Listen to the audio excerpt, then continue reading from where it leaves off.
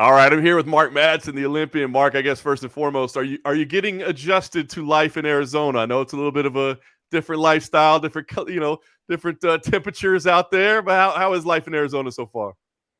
It is absolutely amazing. I mean, the weather, the climate down here is just, it is so nice and it is so different from what I'm used to back in Denmark. When I left in January, it was cold.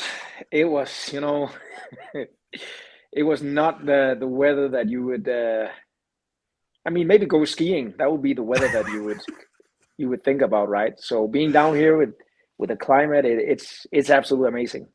I I love love it. it. Are you worried at all about summer yet? Have you been through an Arizona summer yet? Well, yes, I actually have. So the fight camp I had prior to my last fight against Clay Guida took place down here, and that was during a hot summer.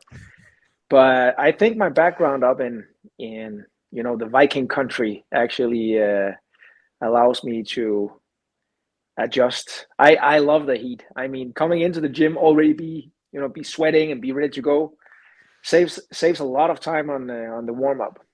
I love it. I love it. All right, well, talk to me about Fight Ready. What it is that is so exciting to you about that camp, right? Because I see your posts, and it seems like a very scientific approach, man. The training mask and the recovery pods. Is it that scientific approach that's the appeal, or is it the coaching? Is it? It can't be Henry Cejudo. Don't tell me it's Henry Cejudo. But what is what is it that appeals to you so much about that camp? Let's start with Henry Cejudo.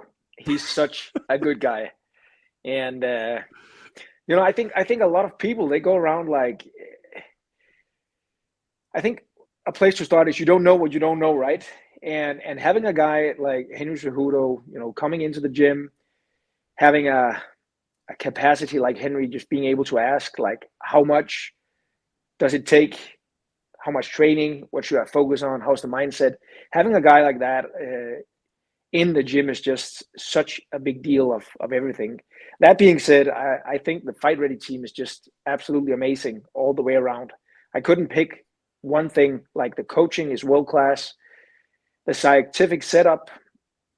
We have the saying. I think especially in MMA, it's like go hard or go home, which is a good saying. But the truth is when you train, you're kind of actually deteriorating your body, and resting is where you build up. And I think that mindset, the scientific mindset towards training, is just a big part of the way they're running the camps down here. And then I would say personal attention. I mean, I'm coming here and being a part of the Fight Ready team actually makes me think that I've only been scratching the paint of my UFC career, because there's so much more that I'm doing right now than what I did back home in Denmark. And it goes without saying, like, the training is a massive upgrade. Recovery is a massive upgrade. The people I'm around is a massive upgrade. You have Henry Cejudo, you have Kelvin Gastelum, another teammate. You have the Korean Zombie. Eric Anders just came in the other day. So you have like a bunch of killers. You have, a group of people on the same path as I am, strong mindset, and you have, the holistic approach to developing fighters. And I think it's amazing. It's certainly getting results, that's for sure. I mean, everybody that it seems fighting out of there is doing well. So let me ask you, your last fight, obviously a tough one, right? I mean, you got pushed to the limit. You got through it. You picked up the win. I mean, you've been competing for so long. So I wonder what kind of lessons at this point in your career can you take out of a fight like that? A lot. I mean, my family had to overcome a lot of stuff coming into the last fight. That being said, I think it was a valuable fight.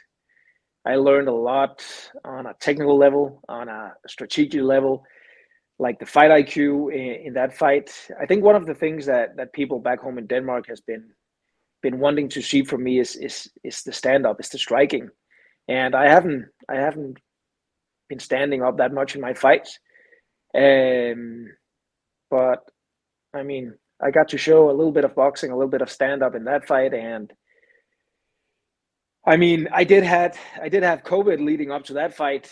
I tested positive, like, I mean, right up to the fight actually, and everybody knows Clay Guida, right? He's a cardio bunny. So I mean, going into a fight like that against a killer like that, a guy that is known for just keep coming, keep pushing forward, like a guy, a fighter with a real wrestling mindset. I mean, I took a lot away from that fight. I have the gas tank. I'm able to follow a game plan. And foremost, I think, what I worked on up to that fight actually paid off. It's funny. You talk about, showing people stand up and people want to see the stand up. And I always wonder, right? A world-class athlete like yourself that comes from one discipline, that your wrestling is so much higher than anybody else. Is there ever a time that you think, I don't need to show people my stand-up? Like, my wrestling is so good. Why don't I just rely on only my wrestling? Why do I need to show people that I can strike? Maybe I can't strike, but I can wrestle so much better than everybody else. It doesn't matter. Well, absolutely. And I mean, I think it's about taking the fight where I want it to be. And I think that's a big part of game planning, right? And that being said, I've been wrestling my entire life. I'm a 3-time Olympian, Olympic medalist, 5-time world medalist. I'm already the most accomplished Danish wrestler in the history of Danish wrestling. So I'm a point in my career where I don't feel that I have to prove anything. It's about really going out there and putting on my best performance. And, at the end of the day, it's about winning. That's the sport win. It's about winning. And we'll take it however that comes. I can respect that. It's about winning. I know ultimately for you, it's going to be about getting a UFC title, but that perfect record is still intact. Do you take any pride in that perfect record? I mean, does that mean something to you as well? I guess as long as it stays perfect, it means you're never losing and you're probably a champion. But does just the fact that you have that is it something special to you? I take pride in getting better every single day. That's what matters. That's why I'm here. 2021, we had a lot of things going on. My wife was diagnosed with MS. Like we sat down and we decided, do we want to do this 100% or should we call it a day? So we're moving out here. I'm moving my wife. I'm moving my family out here. We're doing this. This is what I mean about commitment. Commitment, really going all in. And ultimately, I want to be better every single day.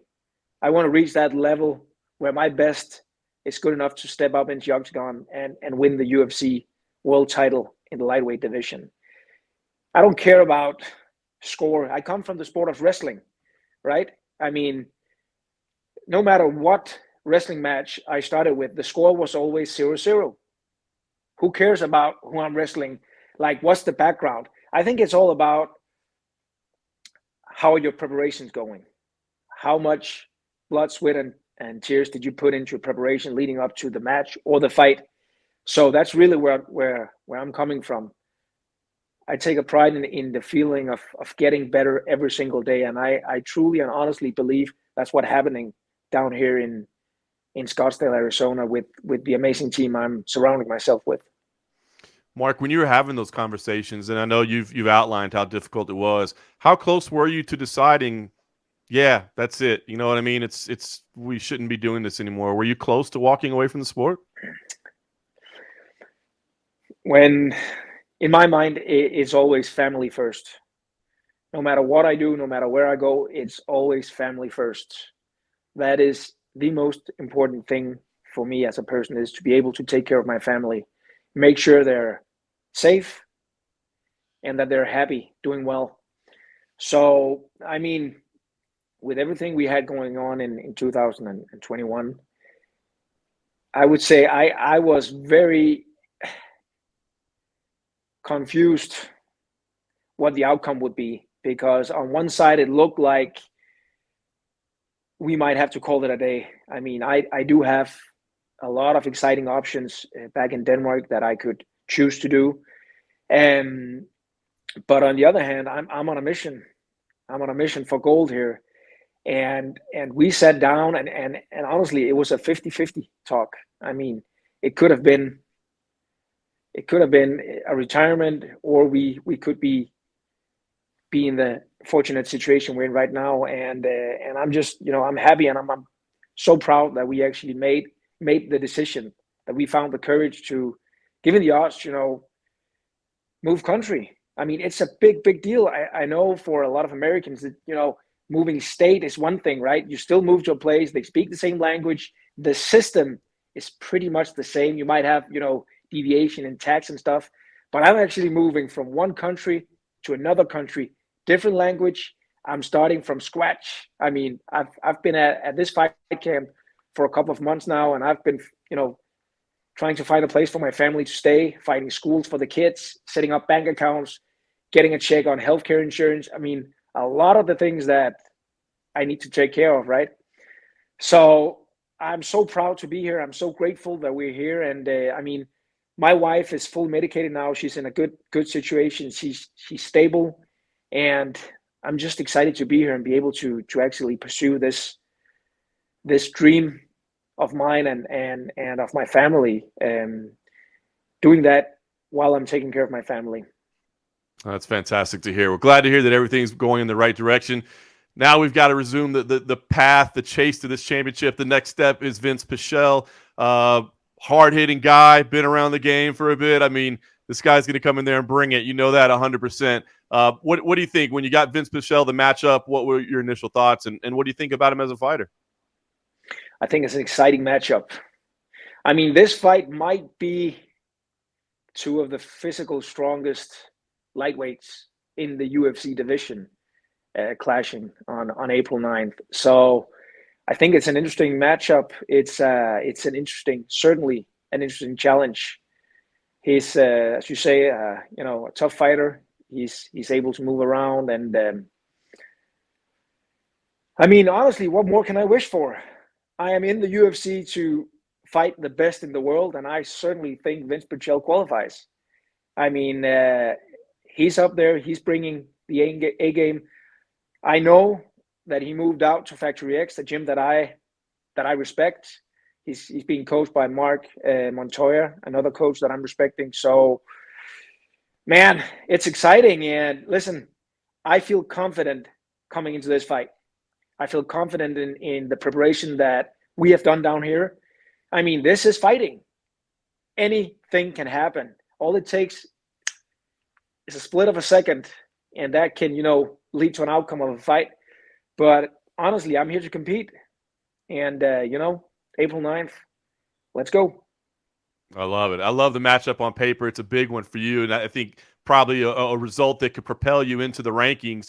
I wonder how you look at the journey, Mark, because you're an elite level athlete. There's no question about that. But 37, right? I mean, it's not young, it's not old. I'm not trying to rush you out of the sport by any stretch, but do you feel there's a rush or a ticking clock to get this thing done within a certain amount of time, or do you feel like you're such an elite athlete that you could continue competing for years down the road?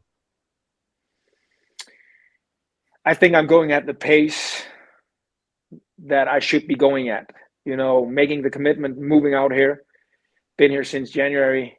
I am working at my highest right now. I am developing at my highest. I probably should have done it earlier in my MMA career, but again, you don't know what you don't know. And I can just say it's a significant upgrade all the way around.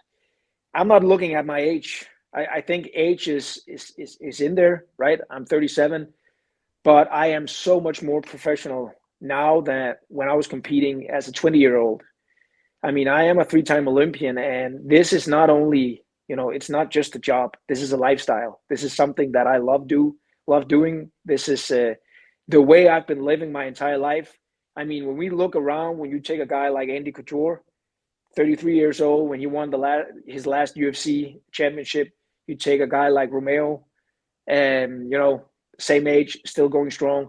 I think it's really about making the commitment, living the life. I mean, if you want to, you might have the intention of being the best in the world, but if your actions are not aligned with your intentions, you'll never make it. So, I think it's about that hunger. It's about being here with a passion, with a dream.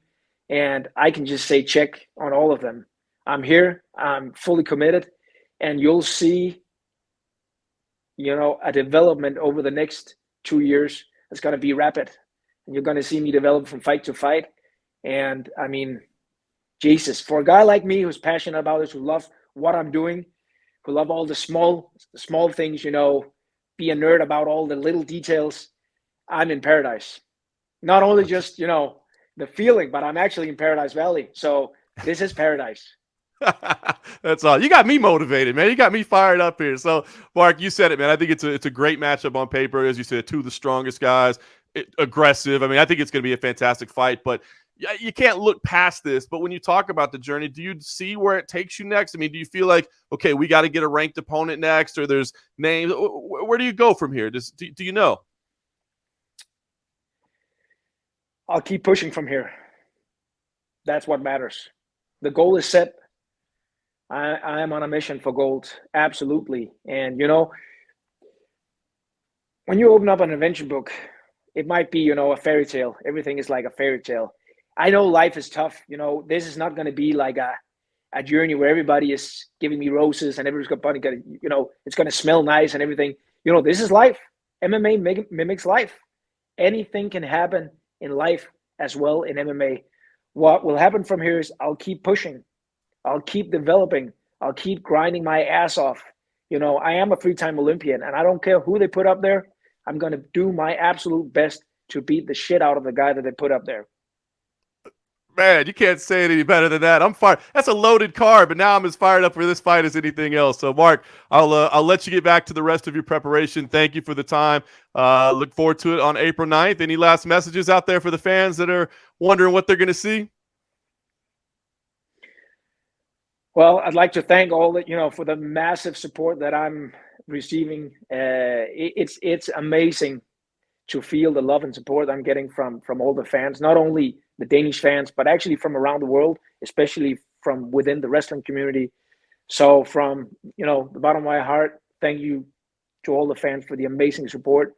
It really goes a long way. And hey, let's go get it.